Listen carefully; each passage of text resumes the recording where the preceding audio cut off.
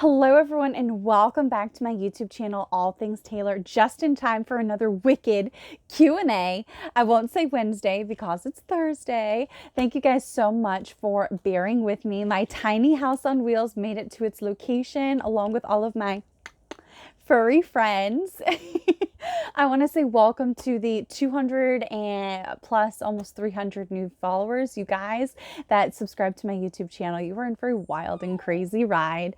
For those of you watching tonight, please go ahead and hit the thumbs up button to help grow this channel, and do not forget to comment below with your questions and your comments from this week's Q&A to potentially be featured on next week's Q&A Wednesday coming your way.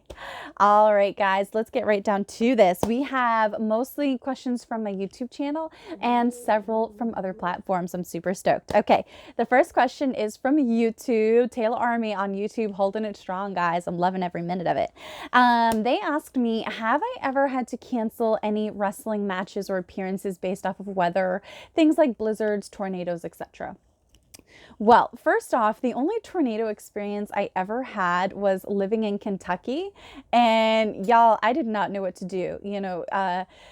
Prior to this global climate change crisis, we didn't really get a whole lot of tornado action on the upper East Coast in New England. That was very, very rare. Nor'easter, blizzard, hurricane, I'm your girl. Tornado, I had no idea. That was such a disaster. But I have had to cancel matches or appearances sometimes. One time for weather was when I was booked on the Loop for WWE, and they had to cancel their live taping of Raw, their live Raw event, and do like reruns and clips and stuff. I was actually booked on that Loop. I was concussed out of my mind, so it was probably a great blessing in disguise that event was canceled. But I was at the Royal Rumble the night before, and then a couple days later, I was actually on their taping for SmackDown. So I was a part of that was canceled for weather. Honestly, most of the times I've canceled for other reasons, but I'm not someone that normally cancels. A lot of times when I do cancel an event, it's due to pandemic, or I don't agree with people being on a card for very, very specific reasons, like if it's a family show and somebody is booked on the show that has a criminal record of a certain kind, we'll just, put it politely. I've canceled events for that quite a bit because that is something that I'm very steadfast in my beliefs in. And then I remember I was a part of an event in California, in Northern California, that was canceled. I was actually supposed to wrestle Shotzi Blackheart, and the event itself was totally canceled because there was fires just ravaging Northern California at that time. And I thought it was really awesome that the people that run that company were like, we think it's in really bad taste to run an event. Instead, why don't we donate all of the funds that would have been used to put on the event and donate it to families in need and fire rescue relief funds and things like that. So that was really, really cool. Even though I didn't get to wrestle Shotzi Blackheart because she later went to WWE, it was still cool that we were supposed to wrestle, and it was really cool that event kind of, did that. I thought it was a classy move. But generally speaking, I am not a person that cancels events. I've missed so many family functions and things like of that nature to wrestle and to do appearances and so forth. Another person asked, what are my thoughts on doing a signing anytime soon? This is also from my YouTube channel. Guys, I love doing conventions and signings. I love it so much. I love getting to interact and talk with my fans and stuff like that. And what I love about events like that too is I'm always doing some sort of gimmick. And what I mean by that is I'm always working on some sort of project, whether it's a nonprofit or a charity. And so when I do conventions, I get to meet so many of you and get you all in on what I'm doing. So, for example, the last time I was ever at Shimmer, people were handing me used crayons and old sweatshirts, and I was able to donate those crayons to a charity that makes brand new crayons out of old crayons, and then I was able to donate a bunch of new crayons that people brought to various preschools. So I thought that was really fun. And then the used sweatshirts that people didn't want anymore, I turned those into pet beds for no-kill shelters. So that was really fun. And then I think the last time I was at WrestleCon, I think was in Dallas, because I somehow got unbooked for the one in in New Orleans. I don't know what happened with that. That was really odd. But for that, I had everybody donating to the Progeria Research Foundation for Peabody, Massachusetts. So that was really cool. And there's a bunch of people on Google like, I donated to Progeria Research, Russell Kahn, hashtag Taeler Hendrix. So it was so cool. So I love that about signings, and I love, getting to do all kinds of really awesome things like that. I would love to do a signing coming up. I was not booked for the last one. So fingers crossed so I can see you guys again. That would be so awesome. Okay, let me see here. Another person on my YouTube channel asked me if did I have any thoughts on Max Caster and the Acclaimed and the Acclaim's rap on let me see here, on John Moxley and Eddie Kingston. First off, guys, I love Eddie Kingston, like just straight up love Eddie Kingston. When I was greener than grass and didn't know my hand from my elbow in wrestling, I got to have him as a tag partner. And I think I still have a picture somewhere where I just looked terrible. I bought gear off of another female wrestler and I just looked so awful. And I'm tagging with him against this couple who were vets. Well, the girl was a vet in the business. The guy was kind of newer like me. And there's this picture of Eddie Kingston going, and there's me going, because I'm on the top turnbuckle and he is supposed to, like, not fireman's carry, but kind of that motion flip me over onto the heels, right? And I apparently just didn't mean to, but I started to go by myself. So he pretended to go with the motions. He was like, well, oh, good times, good times. Love Eddie Kingston. He's so gangster. I love it. I love Eddie Kingston so much. His spinning back fist was so awesome. Can't say enough, but the actual promo, I did not see that. I missed it. So I do not have any thoughts on it because I do not like to speak on things that I don't know. And I think that's a very good policy. You can learn more by listening. Yes. Okay. Another person on YouTube asked me, what are my thoughts on women winning men's titles? I don't know. I have not really put much thought into it. I guess I would say it really all depends. And also too, I think the flip side of that, when you're trying to be open-minded, and I try to be open-minded, I think the flip side of it is people think it's funny, when I think, was Santina or something like that, when he would like go back and forth with Beth Phoenix in the WWE Women's Division, and everybody thought it was hilarious and stuff. So I guess if you can be okay with that, then maybe it should be okay if certain women win men's titles. I don't know. I feel like it needs to make sense. You know what I mean? Like, I don't necessarily think that me being a world heavyweight champion makes sense. I mean, my body type, it just doesn't make sense unless I beat another guy that had like, a very similar body type. But if I don't know. I'm like trying to rationalize it, but I don't know. I guess I would have to think about that. But genuinely speaking, I don't know. Like, I don't know. Okay. Another person on YouTube asked me, have I ever been to a pride parade? Yeah, duh. I guess I take that for granted. I guess, maybe in today's climate, I don't know if, I guess not everybody is open-minded and it's everybody's prerogative, But for me, heck yeah, I've been to a pride parade. I have been to a pride parade. I have protested on Capitol Hill. I've met federal representatives. I have written speeches for politicians, and I have certainly been to pride parades. Heck yes, I have. Heck yes. Okay, does that answer your question? Guys, I am in such a great mood today. It's been a bit stressful, getting the internet set up for our tiny house, and then, scrambling around to get Christmas decorations done. But, it's such an awesome time of the year. I missed the snow, so I'm kind of sad about that, but it's probably good since it would have been, more difficult to set up in the snow. But yeah. It's the most wonderful time. Okay, another person on my YouTube channel, as I'm singing over here, asked me about the publishing process as it relates to books, because I am a published author. This is very hard because it really all depends on your circumstances. And again, I'm a firm believer, so I will say this, full disclaimer. I am a person that does not believe in letting your circumstances define you. I firmly believe that you define your own circumstances. That's why I wrote that blog and stuff that actually somebody in WWE put over, which was really, really awesome because I respect him. I always say can'ts, won'ts, and don'ts. Life is full of them. However, what they stand for should be entirely up to you. You should choose what those stand for, just like you should choose your circumstances. You don't let your circumstances define you. I think a lot of people delay happiness and a lot of people delay goals because they're waiting for the perfect opportunity, the perfect set of circumstances, the perfect this, the perfect that, when the perfect anything doesn't really exist.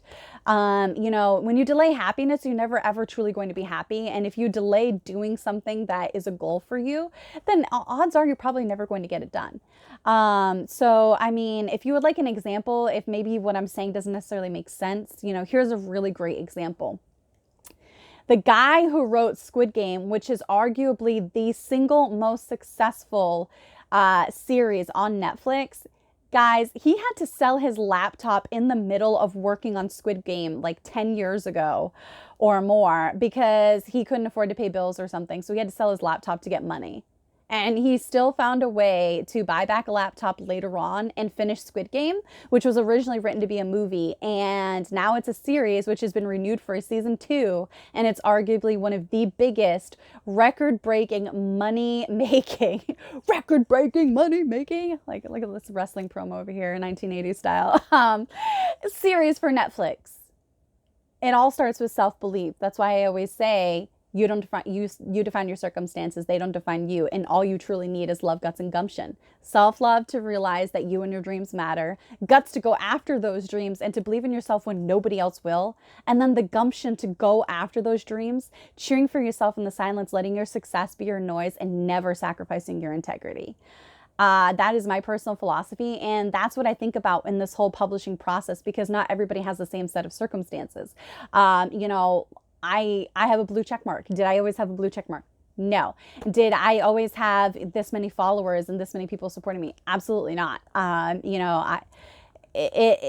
It all starts with self-belief and being free with your authenticity. And then other people will gravitate to that eventually because they will see it as consistent. They'll see it as authentic. And authenticity in this world is so rare. And perfection's even more rare. My first book I wrote on my cell phone. I didn't have an app. I didn't have a laptop. I didn't have anything. I wrote it on my cell phone. So if you are motivated enough, you will find a way to get published, whether it's self-publishing with Amazon or whether it's, submitting to 200 plus publishers, not saying no. The guy for Starbucks was literally denied by more than 245 banks. Imagine that. He was denied by more than 245 banks for his idea for Starbucks. Colonel Sanders did not become successful with KFC until he was in his mid to late 60s. He got told no so many times. There's so many examples out there of people being resilient, people believing in themselves and not giving up when people tell them no.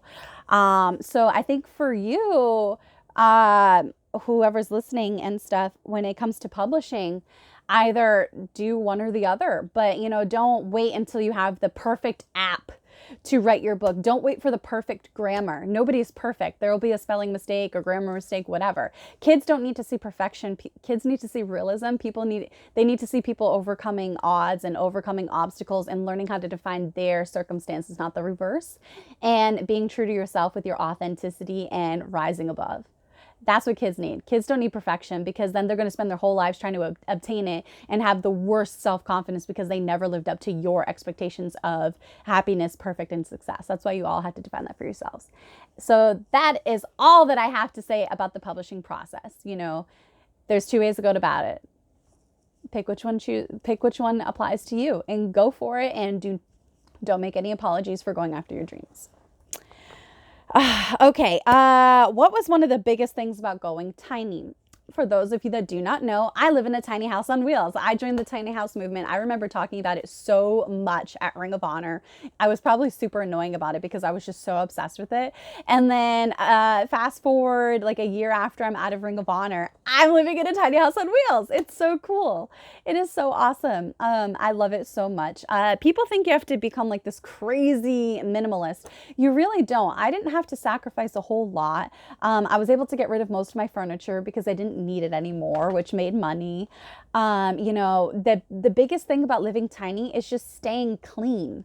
You know, when you're in a smaller space, a smaller mess looks like a much bigger mess. So that's one thing. So revert back to your kindergarten days and put things back where you found them.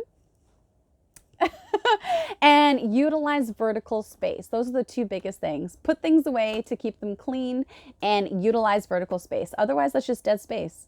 Why not use it to your advantage, right? Two biggest things. Okay. Another YouTube question. What is my favorite Christmas movie? I would probably... I feel like I'm shouting at you guys. I'm sorry. I'm just so excited. My favorite Christmas movie would probably be the one I mentioned in the latest Fightful magazine issue that I wrote, a dedication to Daphne. For those of you that don't know, and for many years I didn't even know, my favorite Christmas movie, Daphne Unger was actually in Shannon. And that's so amazing. She has a non-credited role. And I was watching that since I was a very, very little girl before the age of 5 with my grandmother. And then when my grandmother died when I was 5, I kept watching it, and I would watch it with my grandfather until he died, like right as my wrestling career was starting to take off. So that was like really sad for me because he was always such a big supporter of it. And so I would have to say it's Dudley Moore's, The Santa Claus. That would probably be my favorite Christmas movie. I think it has a really good message in it. Shannon's in it. I mean, what's not to love about that? Also, every year I watch White Christmas and Holiday Inn and How the Grinch Stole Christmas and things like that. So I love Christmas. So yeah. Another person on YouTube asked me, and actually somebody from Instagram asked me to the same thing. So yay! So this is an Instagram and YouTube question. They asked me, what is my favorite part about Christmas? My favorite part about Christmas is the fact that it's my mother's birthday. That's right. Mama Hendrix was born on Christmas Day. So I think that's my favorite part. You know, I think when people have birthdays that are so close to a major holiday, at least for a lot of people, it's a major holiday. I think people often forget about that person's birthday. You know, it becomes, you know, all wrapped up into the actual holiday. And that makes me sad, you know, because everybody else gets to have a birthday and open up presents and things like that on their birthday. And then the same thing on Christmas, where my mom didn't really have that experience growing up, and she never really had a birthday party growing up. So I always try to do something special for my mother every single Christmas, no matter where I am in the world, because I'm always usually off somewhere wrestling. So yeah, it would definitely have to be my mother's birthday. Another person told me on YouTube that apparently I shoot in widescreen, and they kind of want me to flip my camera or my device or whatever. I don't know if they got that confused because I'm not tech savvy, and they said they aren't either. So I'm kind of bonding with that person in that way because I'm not tech savvy. But my device is actually vertical as I'm shooting this and all of my other videos. So I'm not sure why they would say it's widescreen. I don't know. So maybe somebody can explain that to me, or maybe it was a mistake. I don't know. But I appreciate the feedback nonetheless. I'm just sorry that I don't, it does not compute. I don't understand. I don't know what to do with my hands. Okay. Alrighty. And the last question also comes from Instagram. They asked me, what is something that I constantly get accused of that I'm not actually guilty of? Okay. This is, I got used to this a long time ago, but every once in a while when I'm feeling a little extra sassy, I'll bite back. And I did that recently, not because I was offended, but mostly just because I thought it was funny. And my favorite way to respond back to stuff like that is with positivity, because, you know, it's just who I am. But if I'm extra sassy, you'll get a little bit of in there. So I constantly get accused of plastic surgery all the time for years and years and years. And listen, y'all, I have been so honest. I have been tempted. I have been tempted because I looked at a lot of my coworkers all the time who had lip injections. One woman had like a rod in her lip to make it bigger. I don't really know how that works or how that would feel, but I know she had that done. I don't know what it's called. And then there was like this thing called Botox parties, which I knew nothing about. I was like, well, that's a whole different world now, isn't it? And, a girl went to one of those and all these other things. And then obviously breast augmentations and nose jobs and Botox in the foreheads and all kinds of other things and like butt implants and all this stuff. All kinds of, I didn't grow up in a girly household. We weren't even allowed to wear makeup. So this is all like a brand new world to me, a whole new world. And I was very naive, I didn't even know how to put on makeup when I first started wrestling. It was laughable. A woman that was a TNA knockout had to sit me down and go, Taylor, sit down, honey. We're going to talk about what it means to be on TV and TV makeup. And that was like a real thing. That is legit a moment in my life. Like, I was a girl that just wanted to wrestle. I didn't know how to be pretty. I didn't know how to do any of that. I didn't know how to be girly. I was a tomboy growing up. So like that was all new to me, like how to make yourself look good and what looked good on you and hairstyles and all this other stuff. I didn't know any of that. So that was actually a very big hindrance and took me way longer than it should have to understand and pick up. But yeah, I've been tempted, because I would see these girls and they would just look so amazing and so stunning. And you get into that insecure thing where you start to compare yourself, which you should never do because that just never ends well, guys. It really doesn't. Like, you're the only you there is for a reason.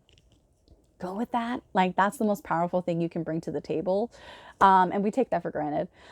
We really do. So yeah, I mean, at one point I remember like I booked a consultation appointment. And the funny thing is I didn't even remember doing that until I was packing up, to move to a different state, to go to a different training school. And I was going through all kinds of papers and stuff. And then I saw this paperwork and I'm like, huh, when the heck was this? I never went, clearly, because I didn't even remember about it. So no, I have never had plastic surgery. I've never had surgery of any kind, even though I need surgery. So yeah, that's just so funny to me. But the way I look at it is do you, but if you're going to preach love yourself, then you should also too try to love yourself. And this isn't any hate on plastic surgery. Do what you want. Do what you feel. Do what's right for yourself. But, also make the most informed decisions. Like, some plastic surgeries have a much higher death rate than others. Some make people sicker than others. Some are actually not recommended by real estheticians and dermatologists, but everybody in reality TV gets them. So that's why I say just do your own research and do what's best for you, and just make the most informed decisions you can. I don't hate on it at all. I know a lot of very delightful men and women that have had plastic surgery. I don't think it makes you who you are. I think if you love yourself first, then the plastic surgery is just an added bonus that you want. Instead of feeling like you need it to be beautiful or need it to be handsome. The size of a girl's breasts don't make her a delightful person. And, the 6-pack of abs doesn't make a man love you the way you need and deserve. It goes both ways. I think that we get so caught up as women that we think that we're the only ones being objectified, but men get objectified too, just as much as we do. So I think there needs to be a better conversation.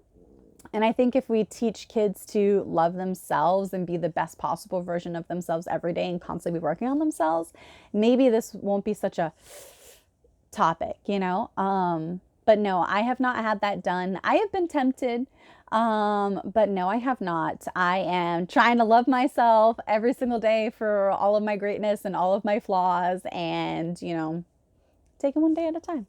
Who knows? I think the only thing cosmetic I've had is, braces. Does that count? Braces and hair extensions that I don't even have in my hair anymore. I used to have those for wrestling. So yeah, I don't think that really counts though. So yeah, that's probably something I get accused of like all the time. That was very wordy, but I felt like some of that stuff is important because, that happens. There's men and women in wrestling that get plastic surgery all the time. And it's like, why? You were so beautiful beforehand. You were so handsome beforehand. Why'd you go and do that? But hey, if it makes somebody else feel good, then that's up to them. Let them do who they are. You don't need to hate on them for it. If they want to go tanning, go tanning. If you want plastic surgery, go and get plastic surgery. Do what you want. Do what makes you happy. And if you're fans, just be fans. Don't be attacking people because they got plastic surgery, you know? That's all I got to say. That's all I got to say. I hope you guys enjoyed this episode of Wicked Q&A, usually on Wednesdays, coming to you live on Thursdays with Taeler Hendrix, yours truly. Be sure to hit the, I love that song, thumbs up to help grow this channel, and don't forget to post your comments below for your chance to be featured next week. And just a special reminder that I am on Cameo, and from now until December 31st, all of my Cameo videos are 50% off. And with every video, you are actually, not only do you get a personalized video message from me, and I make it worth the money, you are also helping me donate to 2 different charities, Toys for Tots and St. Jude's Hospital, which are 2, projects that are very near and dear to my heart, and it's just in time for the holidays. I hope you guys enjoyed this episode, and thank you so much for spending some of your week with me. Talk soon.